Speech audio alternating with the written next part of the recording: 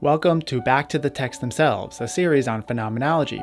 Today's video covers sections 42 to 44 of Husserl's Cartesian Meditations. If one were to select a single reason for diving into Husserl's Cartesian Meditations, it would undoubtedly be for the fifth meditation, which contains themes that exert a significant influence on the French adoption of phenomenology. This final and longest chapter of the text may prompt one to question its focus. It's reasonable to assume that the classic issue concerning the existence of other minds is what's being addressed here, especially given that Descartes, the namesake of the Cartesian Meditations, tackled that very problem. After systematically doubting and establishing the grounding of his thinking ego, Descartes was compelled to rescue all aspects of external reality, including the reality of other egos, from the grip of uncertainty. Notwithstanding, it appears that Husserl has directed his attention toward a different issue. While subject to debate in the secondary literature, it would seem most consistent with the phenomenological method that Husserl has developed leading up to this point to conclude that establishing the existence of other minds is not what he has in mind here. Such a concern should be, in principle, bracketed through the phenomenological epoche. Instead of inquiring into the existence or rationale for something, the emphasis with the epoche lies on comprehending how something manifests within lived experience. I believe something similar is at play here in the fifth meditation. Here, Husserl's investigation, in adhering to the phenomenological method, concentrates on the means by which the other is presented to me rather than the actuality of their existence. In essence, he asks, what invariant characteristics and modes of verification come into play that substantiates the phenomenological evidence related to the other? Today's video covers only sections 42 to 44. I'm confining this video only to these sections because, in my eyes, the fifth meditation is not only the most consequential, but also the most difficult to interpret. Other commenters have noted an apparent lack of clarity that plagues this portion of the text. So we'll take our time through it, dedicating several videos as we try to grasp his argument. In section 42, Husserl addresses a potential criticism that his philosophy is susceptible to solipsism. Of course, he's already addressed solipsism previously, but we have to be clear here that for him there's a significant difference between the ordinary understanding of solipsism as a philosophical system that posits the impossibility of ever having access to anything outside one's mind, and Husserl's own use of solipsism, which seems to represent a kind of provisional step or temporary modification that is for the sake of accessing certain phenomena and not in any way a permanent state. Husserl then reminds us of the fact that the transcendental reduction restricts me to the stream of my pure conscious processes and the unities constituted by their actualities and potentialities, and that such unities are inseparable from my ego. In light of this, it would seem difficult to consider other egos as being somehow constituted within my sphere of transcendental experience, since I can never have direct access to their consciousness. This has significant implications as solipsism not only poses a limit to the accessibility of other egos, but also affects our access to the objective world itself. According to Husserl, the apprehension of transcendent objects is only possible to the extent that one can apprehend others viewing that object from a vantage point that's different than one's own. Thus, objectivity is fundamentally an intersubjective phenomenon. And as such, this chapter may not even be so much about establishing the phenomenological conditions for intersubjectivity so much as establishing the conditions for anything objective at all. Though since that presupposes the experience of others in some form, we have to take on this issue first. Husserl then posits that before conceding to any such criticism, a rigorous phenomenological analysis of those intentionalities directed toward other egos must be undertaken. This analysis ought to center around the verification of the alter ego, within the confines of one's transcendental experience for the sake of remaining consistent within the phenomenological method. In other words, we are to ask, what are the underlying phenomenological conditions and senses that facilitate this manifestation, irrespective of the actual existence of minds outside one's own? Husserl's search for the transcendental clue, as he calls it, leads him to begin with the point at which the other enters into the flow of conscious experience. What I discover from this starting point are various aspects by which I experience others. First, I encounter them as objects in the world, but not just as any kind of object, but animated bodies that seem to move with purpose and organization. Second, I experience others, like myself, as subjects for this world. That is, centers of consciousness who relate to the world with purpose and by whom I am experienced as an animate body for them, just as they are for me. An implication of this second experience is that I also experience the world as not just a matter of my private synthetic formations, but it's a world that belongs to others as well. An intersubjective world, existing and accessible to everyone.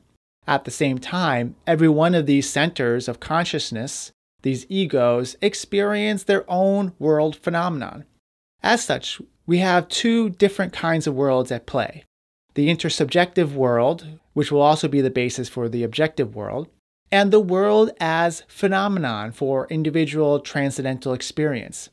These two types of worlds are initially inseparable in my experience, yet a certain enigma persists.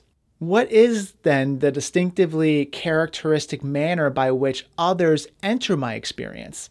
And in order to shed light on this question, we have to scrutinize my intentional existence and expound upon how others manifest as a theirs for me. This inquiry will eventually lead us to take up Husserl's concept of empathy as what he calls the transcendental theory that elucidates the experience of others. But before we get there, we have to take another preliminary step, which will be the subject of the next section. In the realm of transcendental experience, we have to differentiate between the constituent elements that stem solely from the individual ego and those that are constituted by multiple egos. Cultural artifacts, for example, are only made possible within an individual's experience because they are shaped and formed by a community that renders them perceptible to the individual in some capacity. And more broadly speaking, any objective phenomenon whatsoever necessitates the involvement of other egos, since to apprehend something objectively requires the collective perception of others. Consequently, objectivity itself becomes an activity that is inherently intersubjective. This can be likened perhaps to the process of peer review in scientific publications, whereby the validity of an individual researcher's findings is predicated on the ability of others to replicate their methods and produce comparable results, a kind of intersubjective verification. Intentionality is not solely directed toward co-constituted objects, however, but also is directed toward other egos themselves. According to Husserl, through intentionality, we can constitute that which goes beyond our own sphere of ownness, toward an alter ego, an other, who serves as a reflection of our own ego.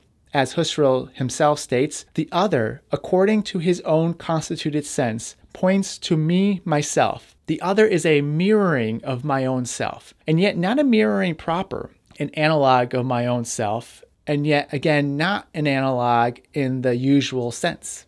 This notion of mirroring and the distortion that can take place in it may resonate with those familiar with Lacan's mirror stage. And while this may be too facile of a comparison, and I would want to avoid saying they're saying the same thing, obviously, it is notable that Lacan was heavily influenced by the phenomenological tradition in the early stages of his career, particularly during the time in which he developed his concept of the imaginary and the mirror stage. And he will, at times, make explicit the connection between the phenomenological experience and the register of the imaginary. Shifting back to our primary focus, we have to ponder the intricate process of comprehending the unique and distinct otherness that intermingles with our lived experience.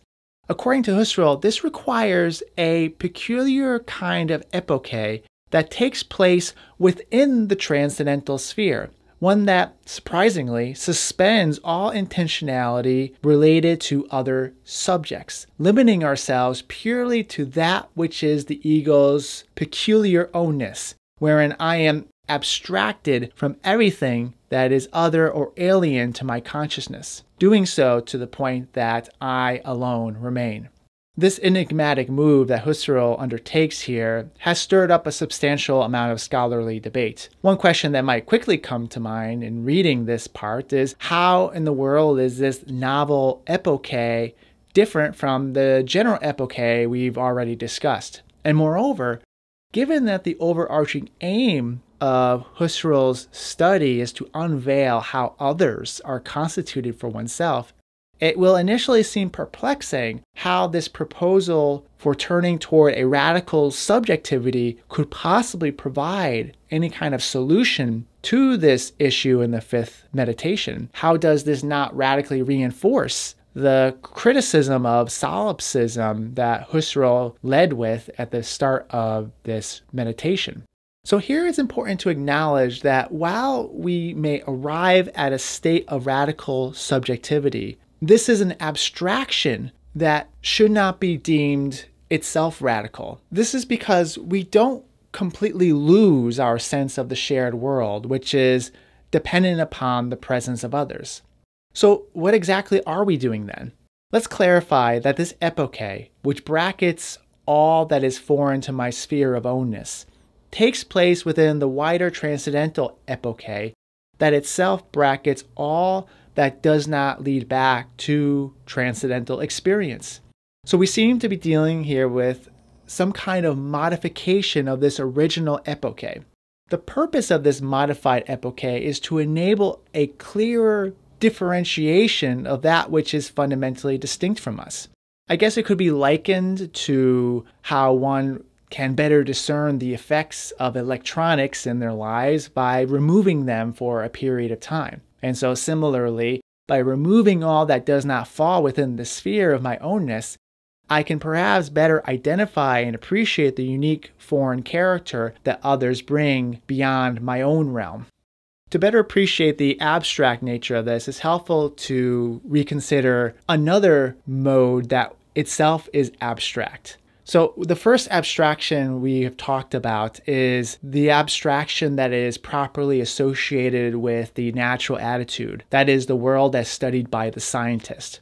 This world is abstracted from the phenomenal world, which is this continuous, harmonious world experience accessible only through the phenomenological epoche and reduction. It's crucial to note that this phenomenal world is not only constituted by our egos, but also in conjunction with other egos. And the surrounding world and cultural objects are only perceptible to us because of this joint intentionality of ourselves with others. In essence, the phenomenal world is a transcendence within immanence, or a objectivity for subjectivity. There exists an otherness that is constitutive of our transcendental experience. However, to understand how this otherness appears within our phenomenal world, we need to employ a second kind of abstraction that brackets that which is alien from our sphere of ownness. This second mode of abstraction leads us to what Husserl names the unitary coherent stratum, or founding stratum of the phenomenal world. Say another way, we are hitting what is considered the bedrock of what amounts to the condition of possibility for having any kind of experience of others. And in doing so, two main discoveries arise. First and foremost, through the process of reducing one's ego to the sphere of radical immanence, one arrives at what Husserl refers to as Leib, which in the English version of this text is translated as animate organism, but is more commonly known as the lived body. This lived body is a psychosomatic unity that encapsulates self-experiencing, making it the only pure immediate given in our experience. It consists of a field of pure sensations with particular emphasis placed on touch and movement. There is a reflexive self-relating involved in this sphere of radical immanence. When one touches an object, they do not simply feel the object, but in fact feel their own hand as it is pushing up against a resistance coming from the external world, highlighting then the inseparability and reciprocal nature of touching and being touched. This lived body is what constitutes an individual's unique sense of self, as it is the only place where receptivity and activity are fundamentally inseparable. As Husserl writes, this lived body is the only object in which I rule and govern immediately.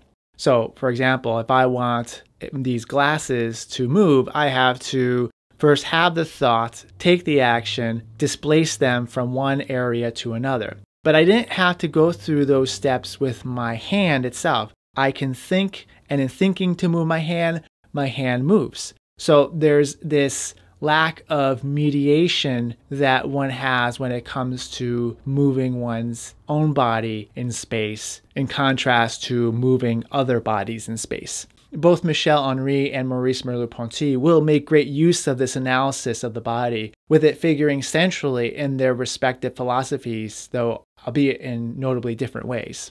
The second discovery is that, in contrast to my ego, which when reduced manifests as my lived body, when other egos are reduced to my sphere of radical subjective immanence, I experience them as what Husserl calls corpor, here translated as a body. The word corpor is semantically related to the English term corpse, which is appropriate, I think, here, since what I encounter in another when reduced to my sphere is simply a body that provides resistance to my own, a body devoid of libe, of subjectivity. And the question will be then is, how do we go from the experience of the body as corpor, the body of the other, to in some way experiencing the lived body of the other? And this is an important chasm that we're going to have to consider. If you found this video helpful and it's within your means, please consider making a super thank you tip. You can find the super thank you button below this video. If you wish to be an ongoing supporter of this channel, you can do so on Patreon, where I offer video transcripts and unedited materials. The link is below. I want to thank the following for already supporting this channel on Patreon. You can also support this channel by liking and sharing this video and subscribing to my channel. And as always, thank you for watching. And until next time, be well.